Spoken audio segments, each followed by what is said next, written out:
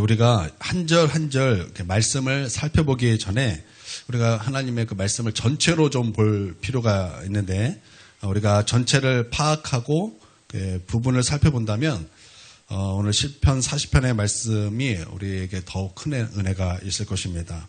시편 40편의 말씀은 이제 두 파트로 되어 있습니다. 그래서 어떤 학자들은 원래 두 개의 시편인데 이제 하나로 묶었다 이렇게 말하기도 합니다. 그렇게 말했던 이유가 있는데, 그 하나의 시편에 두 개의 다른 성격의 시가 있기 때문입니다. 1절에서 10절까지는 하나님의 구원을 간증하고 찬양하고 서원하는 내용입니다. 그래서 내용이 밝습니다. 내용이 밝고 하나님을 찬송하는 것이고, 또 우리 하나님 앞에 굉장히 그 밝은 내용으로 이제 1절에서 10절까지 내용이 있는데, 또 이제 11절에서 17절까지는 성격이 완전히 달라요. 자신이 지금 큰 위기 가운데 있다라는 것입니다. 그래서 재앙이 나를 둘렀다 이렇게 말하고요. 낙심했다 이렇게 말하고요. 자기 생명을 찾는 자가 있다. 자기를 조소하는 자가 있다. 이렇게 얘기를 하고 있습니다. 우리가 시편에서 이제 위기와 구원을 이렇게 내용을 보면은 연결이 되잖아요. 위기가 있으면 거기에 하나님의 구원이 있다. 연결이 되잖아요. 하나의 시편 같잖아요. 그런데 이 내용은 완전히 반대예요. 처음에 구원이 나오고 뒤에 위기가 나오더라는 거예요. 완전히 다른 내용이에요. 그래서 완전히 다른 내용, 완전히 다른 시. 그래서 이 한 편이 있으니까 이 두 개의 시를 하나로 묶었다 이렇게 말하는 사람들이 있다라는 것입니다. 그런데 제가 볼 때는 그런 해석은 좀 틀린 것 같습니다. 그렇게 말하는 학자들은 뭔가 이제 자기 생각으로 이렇게 나눈 것인데, 우리는 하나님의 말씀을 볼 때 있는 그대로 우리가 읽고 있는 그대로 받아들여야 할 필요가 있다라는 것입니다. 그래서 성령께서 우리에게 말씀하시는 것이 무엇인가, 있는 그대로의 말씀을 통해서 우리가 하나님의 그 조명을 받아야 된다라는 거예요. 왜 서로 다른 시의 내용이 왜 한 시편에 있을까? 왜 그 위기와 구원하면은 그냥 이게 흐름이 딱 맞는데 왜 구원을 말하고 뒤에서 위기를 말하는 것일까? 왜 서로 다른 시편을 우리에게 이렇게 주면서 왜 오늘 우리 하나님께서 우리 가운데 무엇을 말씀하는 것일까? 우리는 이것을 좀 깊이 묵상하고 우리 하나님 앞에 좀 묻기도 하고 거기서 하나님 앞에 배우기도 하고 교훈을 받기도 하는 거, 이거 필요하다라는 것입니다. 여러분, 오늘 말씀은요, 좀 이 두 가지가 왜 하나의 시편이 있을까 자체가 우리에게 큰 메시지가 된다라는 것입니다. 여러분, 우리가 신앙생활을 할 때, 여러분, 우리 신앙생활은 찬란한 빛이 있습니다. 여러분, 우리가 믿음 생활할 때 여러분의 믿음에 찬란한 빛이 있음을 여러분 경험하십니까? 예, 찬란한 빛 있죠. 그런데 찬란한 빛만 있습니까? 어쩔 때는 영적인 어두운 밤을 경험하기도 하지 않습니까?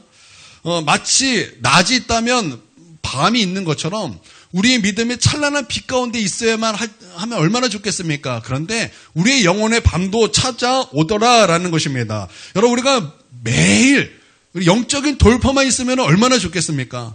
영적 돌파가 있어서 돌파함을 통해서 하나님께서 우리 가운데 베풀어 주시는 그 찬란한 영광 가운데 살면 얼마나 좋겠습니까? 그럼에도 불구하고 우리가 그 돌파하기 위해 기도하고 돌파하기 위해 예배 가운데 거하고 돌파하기 위해 그리스도 안에 거하기를 힘쓰지만, 그럼에도 불구하고 우리가 영적인 수렁에 빠질 때도 있지 않습니까? 여러분, 그렇다라는 것입니다. 그래서 우리의 그 신앙생활의 인생은 찬란한 빛만 있는 것이 아니라 때로는 영적인 어두움도 우리에게 찾아오더라라는 거예요. 오늘 시편 40편의 말씀은 그것을 우리 가운데 말씀하고 있다라는 것입니다. 엘리야가 갈멜산에서 850명의 거짓 선지자와 영적 대결을 합니다.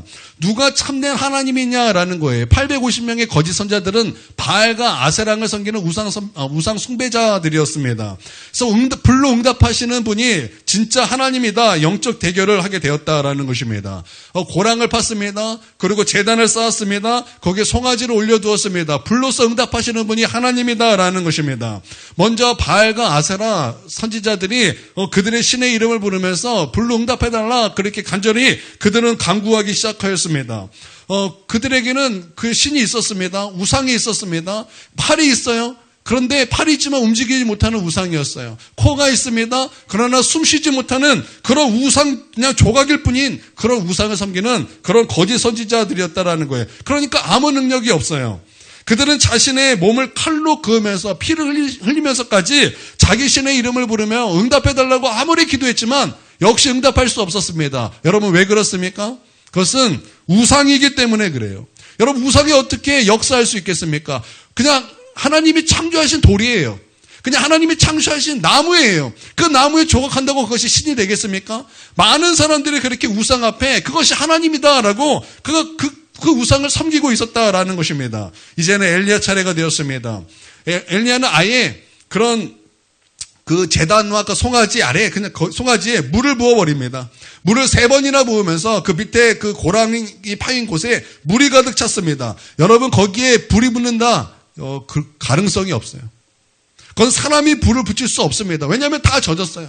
그 깊이 파였던 고랑에는 이미 물로 가득 찼습니다. 불이 붙을 수 없어요. 그러나 엘리야가 기도합니다. 하나님, 불로 응답하여 주시옵소서. 우리 하나님 여호와께서 이스라엘의 하나님인 것을 알게 하여 주시옵소서. 그러므로 하나님을 떠난 그들의 마음을 돌이켜 주시옵소서. 우리 하나님이 참된 하나님인 것을 나타내 주시옵소서. 그렇게 우리 하나님 앞에 간절히 기도합니다. 그러자마자 여호와의 불이 내려서 번제물과 나무를 태우고 고랑에 가득 차있던 물을 그냥 핥아버리고 만 것입니다. 모든 백성이 그것을 보았어요. 모든 백성이 그것을 보고 여호와가 하나님인 것을 찬양하게 되었습니다. 그리고 거짓 선지자 바알과 아세라 선지자 850명을 죽여버립니다. 아주 큰 승리였어요. 하나님의 큰 승리였습니다. 영적인 큰 승리였습니다. 그 승리를 봤을 때 누가 엘리야가 시험에 들 것이다 라고 과연 생각했겠습니까?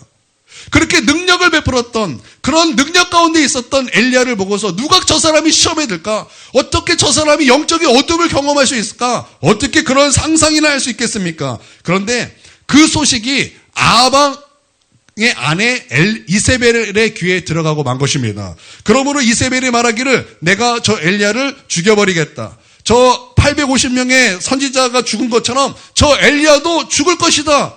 저 이세벨이 그렇게 말하게 되었습니다. 그러자 엘리야가 그것을 듣자마자 한순간에 시험에 들어요. 길지도 않아요. 아주 길지도 않아요. 짧은 시간에 그냥 그 말 한마디에 영적인 밤이 되어버렸습니다. 조금 전까지 큰 승리로 영혼의 나처럼 그 엘리야는 막 빛이 났어요. 그 영혼에 빛이 났고 그 믿음에는 찬란한 영광이 있었고 그가 하나님의 이름으로 나타낸 그 놀라운 능력은 길이길이 기록될 놀라운 일들이었는데 이세벨의 한마디 내가 너를 죽여버리겠다 그 한마디에 갑자기 그냥 영혼의 밤이 되어버렸다라는 거예요. 여러분 그렇죠? 여러분 우리가 시험에 드는 게 무슨 단계적으로 시험에 듭니까? 어떤 사람 말 한마디 어떤 사람 표정 하나에 어떤 사람 행동 하나에 우리가 금방 시험에 들잖아요. 여러분 그렇지 않습니까? 그렇다라는 거예요. 우리 엘리야도 정말 놀라운 하나님의 사람이었던 하나님의 선지자였던 이 엘리야도 한순간에 영적 어둠이 찾아오고 만 것입니다. 시험에 들고 만 것입니다. 엘리야가 광야로 도망갑니다. 로뎀 나무 아래 들어 누웠습니다. 일어날 기운이 없습니다. 누워서 하나님께 기도하기를 하나님 나 죽여주세요. 나 죽여. 하나님한테 나 죽여. 그렇게 하나님 앞에 기도하더라라는 것입니다. 그러나 중요한 것은 엘리야는 광야에서도 기도했어요. 광야에서 하나님 앞에 기도하며 어디로 나아갔습니까? 하나님의 산으로 나아가더라라는 것입니다. 그리고 그가 하나님의 산에 도착하여 엎드려 그곳에서 본격적으로 하나님 앞에 기도하기 시작했습니다. 기도할 때 우리 하나님이 응답하셨고 기도할 때 그 오랜 기도 가운데 그 마지막에 하나님의 세밀한 음성을 듣게 되는 것입니다. 그 세밀한 음성 가운데 이 엘리야는 그 전에 다른 그 사역 그 전에 엘리야가 했던 모든 사역과 정반대되는 그 사역 이제는 하나님의 능력 가운데 선지자의 일을 했다면 이제는 사람을 세우는 하나님의 새로운 비전을 그 시간에 하나님으로부터 받게 되는 것입니다. 그래서 후계자를 세웁니다. 엘리사를 세웁니다. 그리고 왕을 세웁니다. 그렇게 사람을 세우는 비전을 하나님으로부터 받게 되었다라는 것입니다. 인생은요 낮도 있고 밤도 있습니다. 중요한 것은 다윗이 그러했듯이 엘리야가 그러했듯이 기도를 쉬지 않는 것입니다. 여러분 우리는 어떤 일이 있을 때 어떤 일 때문에 당연히 기도를 잃어버립니다. 우리는 어떤 일이 있을 때 그 어떤 일 때문에 당연히 기도를 잃어버려요. 예배를 잃어버립니다. 그러고 말하기를 바빠서 어쩔 수 없습니다. 그렇게 우리가 이렇게 핑계가 있습니다. 그런데 그 말이 과연 진짜일까요? 과연 그 말이 과연 진짜이겠습니까? 사실은요, 거짓에 속은 것 아닙니까? 사실은 거짓에 속은 거예요. 언제 우리가 환경에 도움을 받으며 기도했습니까? 여러분이 기도하는 그 삶, 여러분이 그리스도를 사랑하는 그 삶이 과연 우리 환경이 도와줬기 때문에 가능했던 삶이었습니까? 우리의 환경은요, 기도하는 것을 허락하지 않아요. 우리의 상황은요, 우리가 하나님을 사랑하는데 조금도 도와주는 그 상황이 아닙니다. 여러분, 우리의 환경과 우리의 상황은 우리를 도와주지 않아요. 우리는 회복해야 됩니다. 기도를 회복해야 될 것이고, 하나님과의 관계를 회복해야 될 것이고, 또 예배를 회복해야 되는 거예요. 여러분 믿습니까? 우리는 회복해야 되는 거예요. 여러분 기도를 회복하시길 바랍니다. 여러분 중보 기도를 회복하시기를 바랍니다. 오늘 지금 영상으로 예배를 드리고 또 이제 녹음된 것을 들으실 분들이 계실 거예요. 회복하셔야 됩니다. 정말 회복하셔야 돼요. 우리에게 진짜 중요한 것은 중보 기도예요. 우리에게 진짜 중요한 것은 예배예요. 그런데 우리는 다른 일이 생기면 당연하게 기도를 잃어버리고 예배를 잃어버리고 다 잃어버려요. 그러면서 우리가 말하는 것은 항상 똑같아요. 바빠서 그랬습니다. 그럴 수밖에 없는 상황이었습니다. 아니잖아요. 여러분 알잖아요. 우선순위가 바뀌었다라는 거 여러분 아시잖아요. 내가 하나님보다 그것을 더 우선합니다. 라는 그 밑에 숨겨진 그 중심 아닙니까 그것이? 여러분 회복해야 될 줄 믿습니다. 여러분 회복하십시오. 하나님과의 관계가 우선입니다. 하나님의 말씀 앞에 서는 것이 우선입니다. 여러분 우리가 천국에 하나님의 나라에 들어간다라고 말할 때 여러분 그 말에는요 하나님의 통치 아래 있다라는 거예요.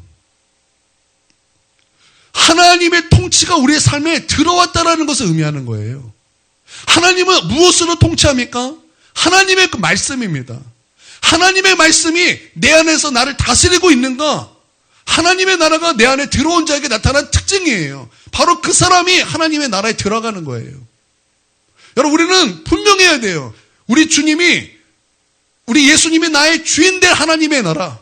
내가 그 나라에 들어간다는 것은 오직 하나님의 나의 주인이시고 주인 될 그 하나님의 그 말씀 앞에 온전히 내가 다스림을 받습니다. 라는 믿음의 고백이 그 안에 있는 거예요. 그러므로 우리가 하나님의 그 말씀에 영향을 받고 그 말씀에 다스림을 받고 그 말씀의 뜻을 하나 되는 저와 여러분이 되기를 주님의 이름으로 축원드립니다. 그래서 어떤 일이 생길 때 그 어떤 일 때문에 하나님을 잃어버리지 않게 되기를 바랍니다. 말씀을 잃어버리지 않게 되기를 주님의 이름으로 축원드립니다. 이게 전체를 봤을 때 하나님께서 오늘 시편 40편을 통해서 우리에게 먼저 우리 가운데 주시는 그 메시지다라는 거예요. 또 전체적으로 보면 두 번째는요. 앞에서는 과거의 자신의 그 늪과 같은 위기 상황에서 구원해 주시는 그 하나님을 찬양합니다. 그리고 이제 마찬가지로 과거에 나를 구원하셨듯이 지금 큰 위기에도 나를 구원해 주실 것을 간절히 바라는 말씀이다라는 거예요.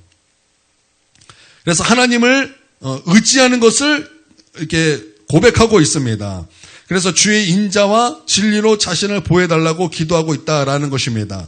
여러분 자신의 구원은요. 자신의 노력과 계획이 아닙니다. 철저히 하나님께 있음을 다윗은요 찬양하고 있다라는 것입니다. 우리가 배워야 될 것, 우리가 배워야 될 믿음이 바로 이런 성숙한 신앙이다라는 것입니다. 밤은요 우리를요 절망 가운데 빠뜨립니다. 그러나 밤에도 우리를 형통하게 하시는 분이 있습니다. 여러분 그분이 누구십니까? 그분이 하나님이십니다. 여러분 그것을 우리 가운데 말씀하고 있는 것입니다.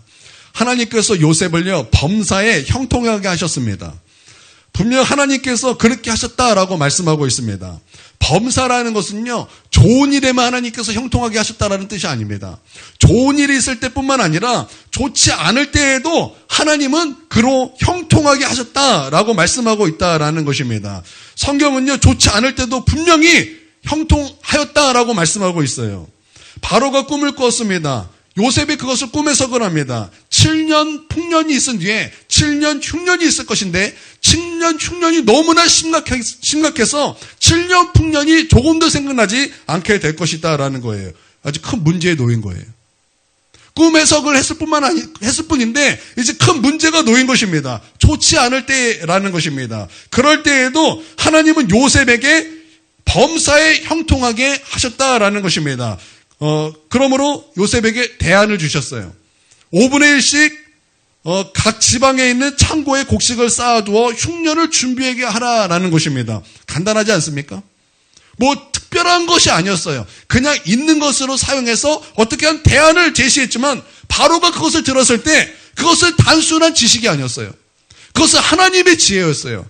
그래서 바로가 요셉에 대해서 말하기를 하나님의 감동된 자다. 이와 같이 하나님의 감동된 자를 우리가 볼 수 없었다. 이것이 바로의 말이었어요. 그런데 단순히 이것이 바로의 말이 아니라 하나님으로부터 나왔다라는 거예요. 하나님으로부터 나온 지혜라는 거예요. 하나님으로부터 나왔기 때문에 좋지 않을 때에 하나님께서는 요셉을 형통하게 하셨다라는 것입니다. 여러분, 좋을 때뿐만 아니라 좋지 않을 때에도 우리를 형통하게 하시는 분이 누구라고요? 하나님이시다라는 거예요. 여러분, 하나님은요, 우리를 형통하게 하시는 분이신 것을 여러분 믿으시기를 바랍니다. 그러므로 그 하나님을 신뢰하라는 거예요. 그 하나님을 의지하라는 것입니다. 여러분, 우리의 영혼의 밤에도 우리를 형통하게 하시는 분은 하나님뿐인 줄 믿습니다. 1절에서 3절을 이제 한번 읽어보도록 하겠습니다. 1절에서 3절 읽습니다. 시작.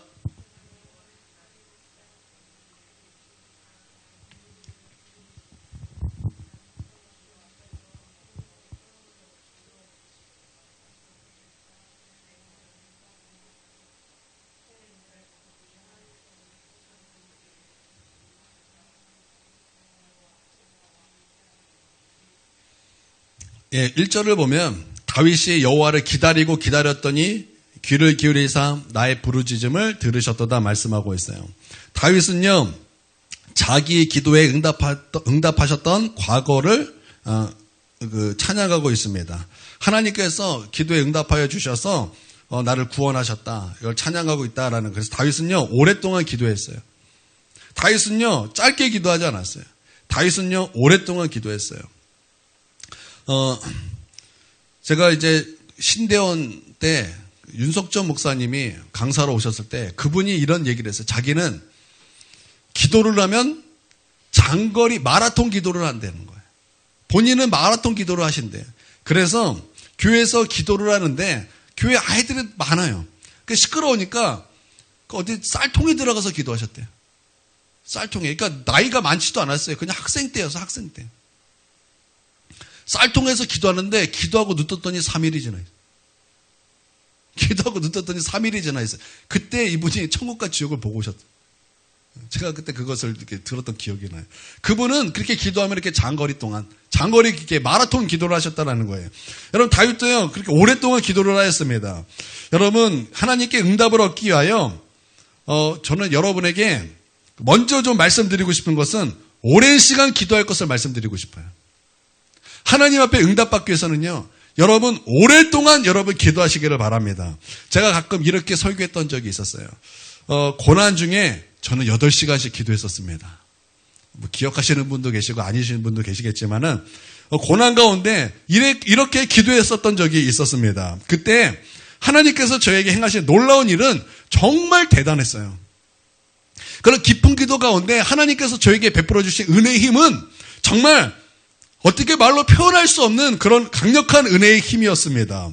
오늘 말씀 가운데 그것을 보게 되는 거예요. 저는요, 제 개인적인 경험과 그래서 거기서 나오는 이제 간증뿐이었지만 오늘 성경에서는 그것이 바로 약속한 은혜였다라는 것을 우리 가운데 분명하게 말씀하고 있다라는 것입니다. 그래서 1절은 다윗이 오랫동안 기도했다라는 것입니다. 그랬더니 2절을 보십시오. 2절, 나를 기가 막힌 웅덩이와 수렁에서 끌어올리시고 내 발을 반석 위에 두사 내 걸음을 견고하게 하셨도다 말씀하고 있습니다. 다윗이 기가 막힌 웅덩이와 수렁에 빠져 있었어요. 여러분, 이게 무엇입니까? 늪이라는 곳이에요. 늪에 빠졌다라는 것입니다. 여러분, 늪이라는 것은 어떤 것입니까? 시간이 내 편이 아니라는 거예요. 시간이 지나면 나는 망할 수밖에 없는 게 늪 아닙니까? 거기 한번 빠지면은 그냥 끝이 보이는 거예요. 망하는 거예요. 죽는 거예요. 늪에 빠졌다는 것은 시간 내 편 아니라는 거예요. 그게 눈에 훤히 보이는 거예요. 그게 바로 늪이라는 것입니다. 무서운 일 아닙니까? 그런데 오래 기도함을 통해 하나님의 은혜의 힘이 역사하시니 늪에서 건짐을 받았다라는 것입니다. 나는 가만히 있는데 하나님의 은혜의 힘이 나를 늪에서 끌어올리셨다라는 것입니다. 그리고 나의 발을 반석 위에 두셔서 나를 견고하게 하셨다라는 거예요. 여러분, 구약에서는요, 반석 위에 두셨다 이렇게 말하고 있지만 여러분, 이것을 신약의 언어로 바꾸면 이게 무슨 뜻이 되는 것입니까? 여러분, 우리가 찬송하지요. 만세반석. 우리가 사람이 적어도 이 찬송은 알잖아요. 한번 연결해서 해봅시다. 만세반석. 그래요. 하율이 모르니? 우리 찬양하잖아요. 만세반석, 예수 내 반석. 왜 만세반석, 예수반석이라 그러는 것입니까? 반석이 바로, 구약의 반석이 바로 신약의 예수 그리스도이기 때문에 그렇다라는 것입니다. 여러분 보십시오. 하나님의 은혜가 임하니, 은혜의 힘이 내 삶에 역사하니 나를 늪에서 끌어 건져 올려주셔서 나를 어디에 두셨다고 말하고 있는 것입니까? 반석 위에 두셨다라는 거예요. 즉 예수 위에 두셨다라는 것입니다. 예수 위에 두셔서 그러므로 나를 견고하게 하셨다라는 것입니다. 내 발걸음을 견고하게 하셨다라는 것입니다. 얼마나 놀라운 일입니까? 여러분, 그래서 은혜 받은 사람의 특징이 놀라움 아닙니까? 놀라움. 은혜 받으면 여러분 모든 특징 첫 번째가 놀라워하더라는 것입니다. 그래서 우리가 찬송을 어떻게 하죠? 어메이징 그레이스 하잖아요. 어메이징 그레이스. 놀라운 하나님의 은혜라 그러잖아요. 여러분, 은혜 받은 사람은요, 말로 측량할 수 없어요, 그 은혜를. 그래서 우리는 하다가 생각해낸 것이 놀랍습니다. 어떻게 표현이 안 되는 거예요. 너무나 놀랍기 때문에. 왜 놀랍습니까? 하나님의 은혜의 힘이 나로 하여금 예수 그리스도 위에 올려두시기 때문에.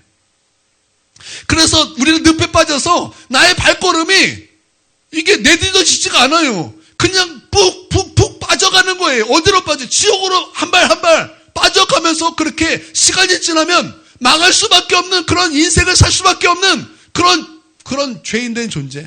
그런 존재인데 하나님의 은혜의 힘이 임하니 어떤 역사가 일어나는 것입니까? 나를 거기서 건져 올려주신다는 거예요. 그리고 예수 위에 우리를 두셔서 우리의 발걸음을 아주 한 발 한 발을 그냥 굳세게 굳건하게 하셨다라는 것입니다. 할렐루야. 얼마나 놀라운 은혜입니까? 여러분, 하나님의 은혜의 힘이 늪에서 허우적거리는 우리에게 임하여 하나님의 그 놀라우신 구원의 역사가, 예수 그리스도의 놀라운 은혜의 역사가 우리 가운데 나타나기를 바랍니다.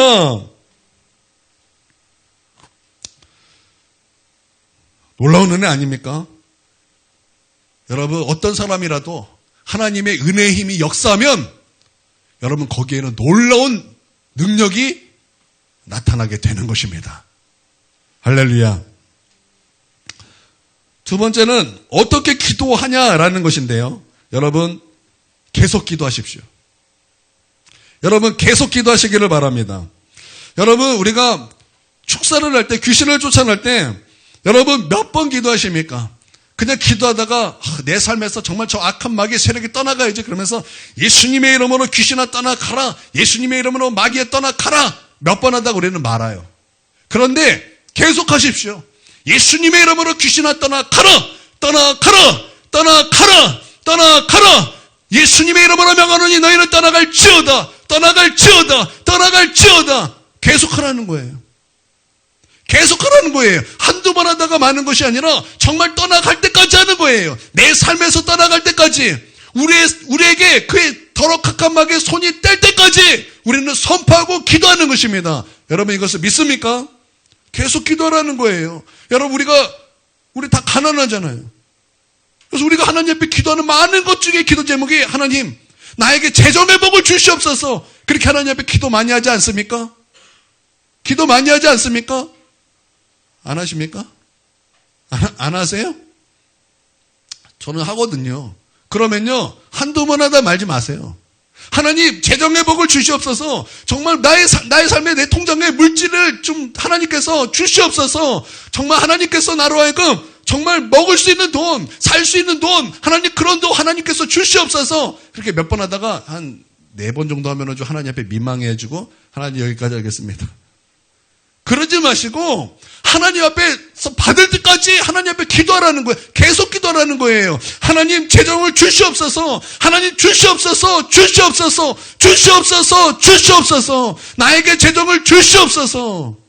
그렇게 하나님 앞에 받아낼 때까지 기도하라는 거예요. 우리 어렸을 때 여러분 얼마나 아이들 초콜릿 먹고 싶어 합니까? 먹고 싶어 하니까 엄마한테 쫄르잖아요. 언제까지 쫄릅니까? 엄마 초콜릿 먹고 싶어. 엄마 초콜릿 먹고 싶어. 좀 이따가 엄마 초콜릿 먹고 싶어. 엄마 초콜릿 먹고 싶어. 엄마 초콜릿. 엄마 초콜릿. 엄마 초콜릿. 언제까지 쫄릅니까? 엄마가 사줄 때까지 쫄르잖아요. 그 초콜릿이 내 입에 들어갈 때까지 쫄르잖아요. 여러분 그렇지 않습니까? 하나님은 그렇게 우리 가운데 기도하라고 말씀하고 있는 거예요. 여러분 그것이 예수님께서 우리 가운데 가르쳐 주시는 기도였어요. 여러분 누가복음 18장에 보면 항상 기도하고 낙심하지 말아야 될 것을 우리 예수님께서 가르쳐 주실 때 한 재판장 비유를 드셨어요. 하나님을 두려워하지 않는 재판장, 사람을 무시하는 재판장이 있어요. 근데 거기에 또 과부가 있었어요. 그 과부는요 원한이 있었습니다. 그 원한을 가지고 재판장에게 찾아가는 거예요. 나의 원한을 좀 풀어달라고. 계속 찾아가니까 재판장이 어떤 마음을 품습니까? 아 귀찮아. 저 사람이 계속 오니까 내가 굉장히 괴롭구나. 내가 그것을 들어주지 않으면 저가 나를 굉장히 괴롭게 할 것이구나. 내가 먼저 저 원한을 풀어주리라. 그러면서 예수님께서 말씀하시기를 하물며 하늘에 계신 너희 아버지께서 기도 응답해 주시지 않겠느냐. 예수님께서 우리 가운데 가르쳐 주신 기도라는 거예요. 여러분 기도 어떻게 해요? 계속 기도하세요. 계속 기도하면서 언제까지? 오랫동안 계속 그렇게 기도하라는 거예요. 여러분 기도는요 정말 찬란하게 기도하는 것이 아니에요.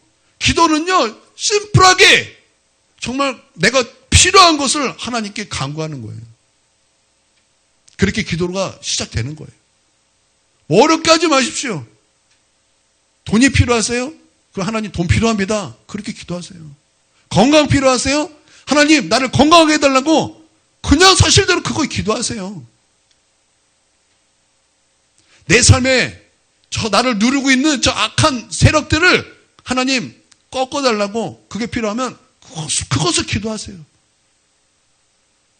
여러분 그렇게 계속 기도하고 오랫동안 기도할 수 있는 저와 여러분이 되기를 주님의 이름으로 축원드립니다. 그렇게 기도하라는 것이 바로 예수님의 가르침이었다라는 것입니다. 그랬더니 3절 보십시오. 3절 새 노래로 곧 우리 하나님께 올릴 찬송을 내 입에 두셨으니 많은 사람이 보고 두려워하여 여호와를 의지하리로다. 은혜의 힘이 역사하여 늪에서 건짐을 받고 예수님의 은혜를 받았습니다. 그랬더니 다윗의 입에 무엇이 나옵니까? 찬양이 나오는 거예요. 감사가 있으니까 찬양이 나왔겠죠. 새 노래로 하나님을 찬양하더라라는 것입니다. 무엇을 찬양했습니까? 하나님을 선포하는 거예요. 4절 5절을 보겠습니다. 4절 5절 시작.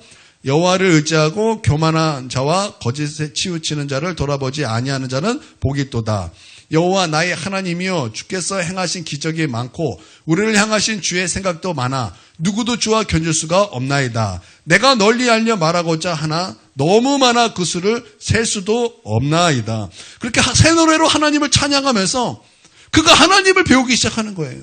그가 하나님을 배울 때 다윗은 어떤 하나님을 배운 것입니까? 하나님을 신뢰하는 자들에게는 만족스럽게 유리한 입장이 될 것이다라는 거예요. 하나님을 의지하는 자, 하나님을 신뢰하는 자, 그는 만족스럽게 될 것이다라는 거예요. 왜냐? 하나님을 의지하는 자에게 하나님은 은혜를 베풀어 주시기 때문이다라는 것입니다. 여러분, 하나님을 신뢰하십시오. 하나님을 의지하십시오. 여러분은 만족하게 될 줄 믿습니다. 그리고 만족스럽게 유리한 입장이 될 것입니다. 요번 주일날 설교가 제가 했던 설교의 제목이 이것이었습니다. 그래도 계속할 수 있겠니? 그래도 계속할 수 있겠니? 들으셨습니까? 들으셨습니까? 우리 큰은혜 교회 성도들은 들으셔야죠.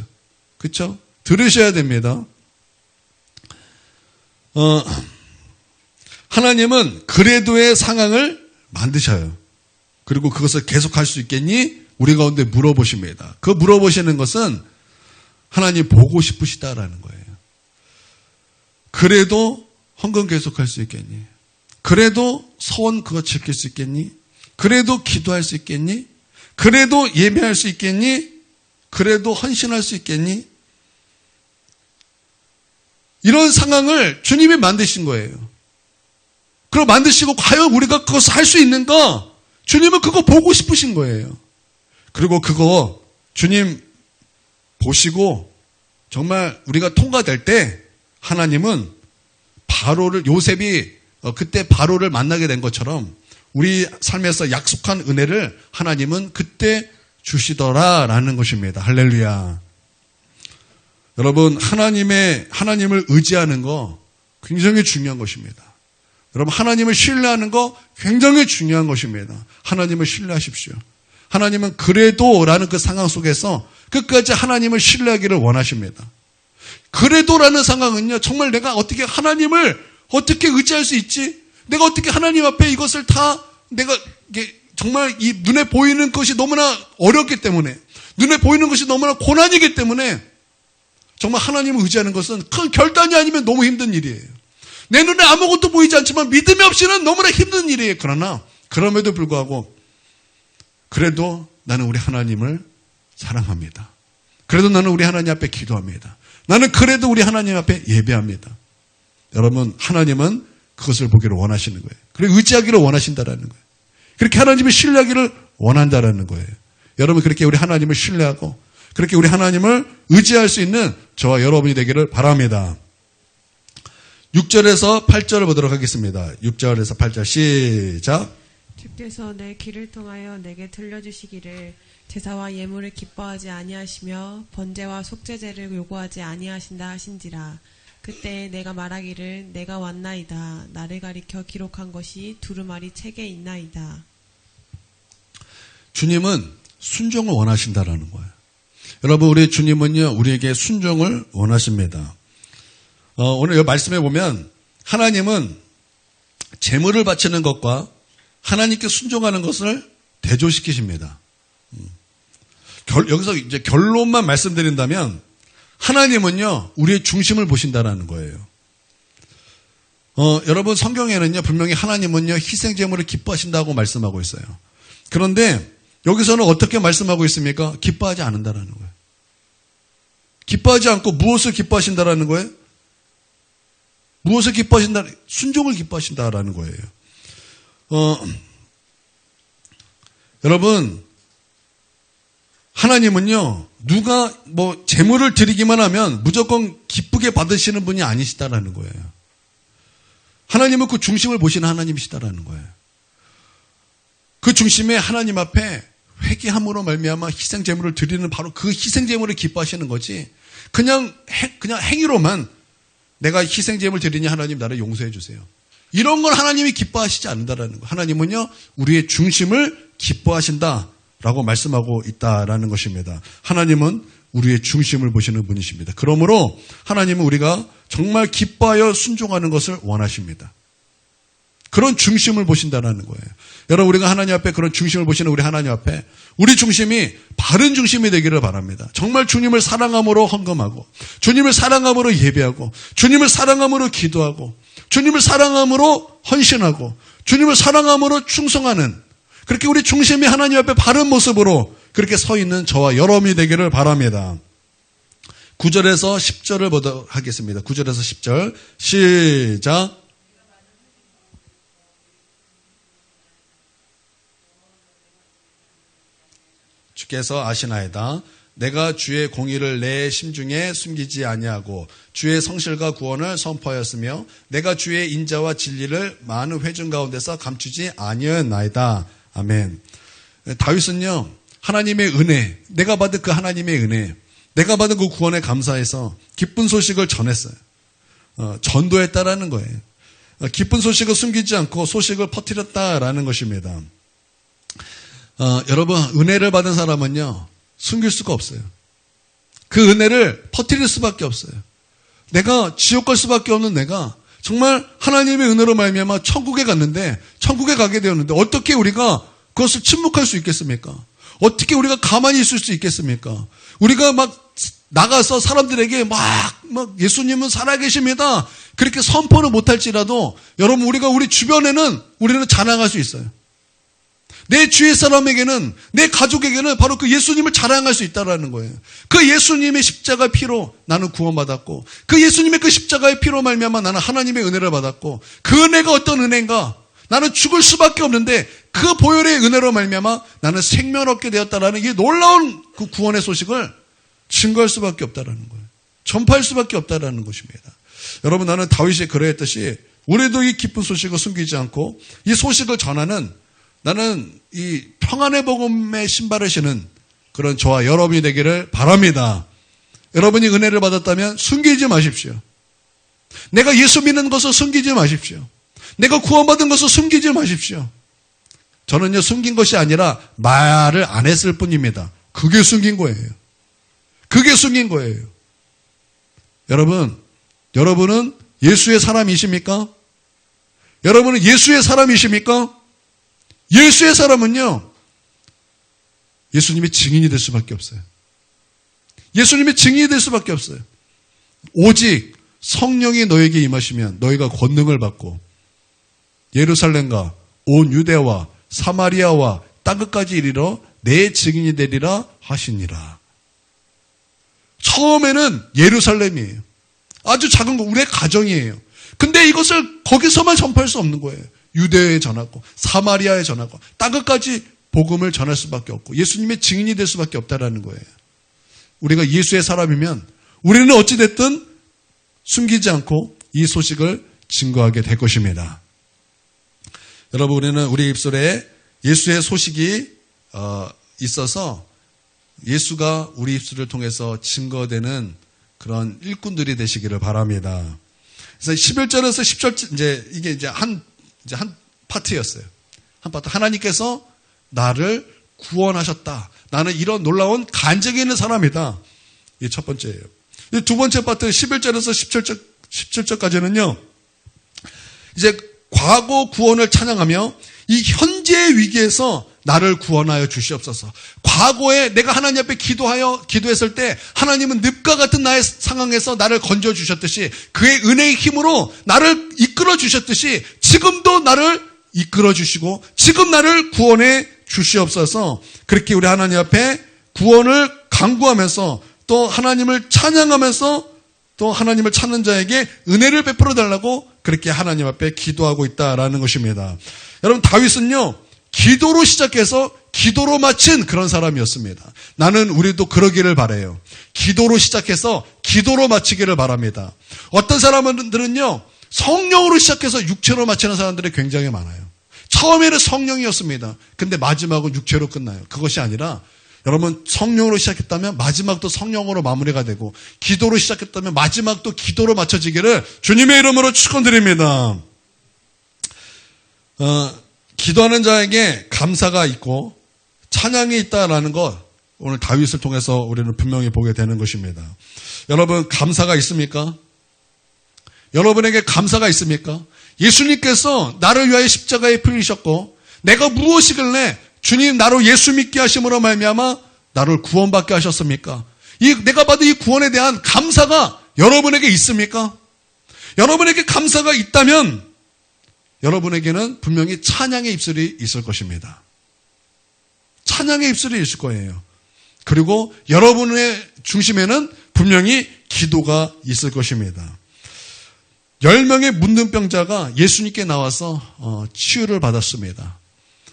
가다가 자기가 치유받은 것을 사람들이 다 깨닫고 알게 되었습니다. 10명이 와, 나았다 막 신났습니다. 그리고 그 중에 한 명만 하나님께 찬양을 하고 그 중에 한 명만 예수님에게 나와 무릎을 꿇고 엎드렸어요. 그때 예수님께서 말씀하시는 거예요. 다른 사람 다 어디 가느냐? 9명 다 어디 가느냐? 왜 너 하나만 왔느냐? 내 믿음이 너를 구원하였느니라. 내 믿음이 너를 구원하였느니라. 내 믿음이 너를 구원하였느니라. 여러분, 감사가 있습니까? 여러분에게 감사가 있습니까? 주님이 나를 십자가에서 구원하셨다라는 이 놀라운 은혜에 대한 감사가 있습니까? 그 감사가 있어서 우리 하나님 앞에 찬송하는 자, 그래서 하나님을 찾는 자, 하나님을 예배하는 자에게 주님 오늘 동일하게 말씀하십니다. 내 믿음이 너를 구원하였느니라. 내 믿음이 너를 구원하였느니라. 오늘 예수님의 그 말씀이 오늘 우리 10년 가운데도 울리게 되기를 바랍니다. 내 믿음이 너를 구원하였느니라. 할렐루야. 그래서 우리 다윗처럼 기도로 시작해서 기도로 마치고 또 기도하는 자에게 감사가 있고 감사로 말미암아 우리 입술에 찬양이 넘치는 저와 여러분이 되기를 바랍니다. 아멘. 우리 들었던 말씀 귀한 말씀입니다. 오늘 그 말씀 붙잡고 하나님 기도로 시작해서 기도로 마치게 하여 주시옵소서. 하나님 내 삶에 정말 늪과 같은 삶입니다. 시간이 내 편이 아닙니다. 하나님 나에게 은혜의 힘으로 역사하여 주시옵소서. 나를 그 늪에서 끌어올려 주시옵소서. 예수 참된 반석이신 예수님, 그 예수님 위에 나를 올려주셔서 나의 발걸음을 굳건하게 하여 주시고 견고하게 하여 주시옵소서. 하나님 나에게 은혜로 역사하여 주시옵소서. 감사가 살아나게 하시고 내 입술에 찬양이 살아날 수 있도록 아버지 하나님 역사하여 주시옵소서. 우리 이러한 제목으로 이 시간 함께 5분 정도 기도하도록 하겠습니다.